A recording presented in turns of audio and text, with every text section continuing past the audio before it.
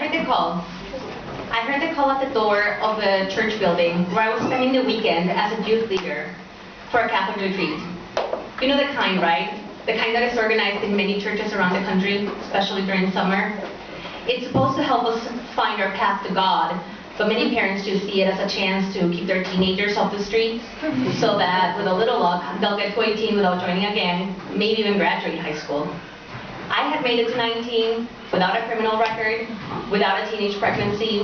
I worked in my family's business, and I had even made it to college. In my part of town, that made you an orgullo hispano and automatically qualified you for youth leader. Even if you had zero experience in teaching, safety procedures, social work, it didn't matter. You were free.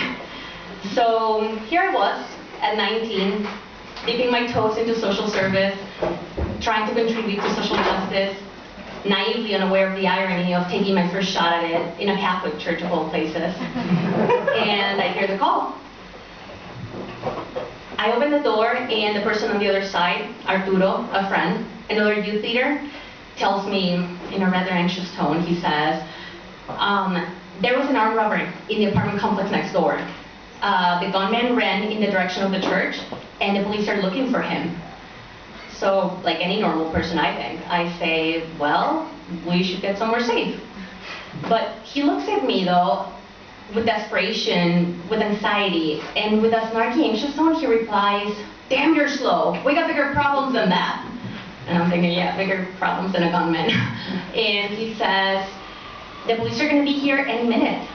They're going to want to look around the building to make sure the gunman is not here. They're going to pay special attention to all the males, and some of us don't have papers. It took my slow, American-born, blue passport-holding brain a minute to comprehend what he was talking about. And then it made sense that my sweet, caring friend was being so freaking rude. I mean, I'm Latina. My parents were immigrants. Of course I knew that many of my acquaintances were probably undocumented. And I knew it meant they didn't qualify for financial aid and couldn't go to college. I knew it meant they couldn't travel outside of the US. I knew they could not get a driver's license, and that many of them wouldn't travel even within the US because it was just too risky. I was well aware of the practical limitations they had to live with on a daily basis, but I was totally unaware of their fear. Arturo wasn't scared of the gunman. He was scared of the police, because you never knew when La Migra, ICE, would get involved, and that was a sure way to spend a few nights in jail and then a one-way ticket out of the US. That was the minute I realized my privilege. It was a privilege to be scared of the gunman and not of the police. To open the door feeling they were here to protect me and not to take me in. This is what it was like before DACA, before Dreamers, before kids who had been living in the US since they were babies were not considered criminals by no fault of their own. When I finally snapped out of it, the only genius plan I could come up with was to separate the students and place the ones with papers in a room in front and the ones without in a room further back. I think I was trying to keep the police away from them for as long as possible, but honestly I have no idea what 19-year-old me was thinking. I was totally unqualified to deal with the situation at hand. And to make matters worse, I was the only US citizen of all the youth leaders. So I was stuck with the group in front, and I was going to be the one talking to the police.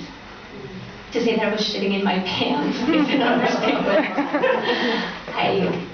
I stood around the door, just nervously walking around, and when I saw the police walking towards us, I froze. In my head, there were all these terrifying images of my friends getting handcuffed and arrested and dragged away and deported. And then, just out of nowhere, the police got called back, they turned around, and they walked the other way.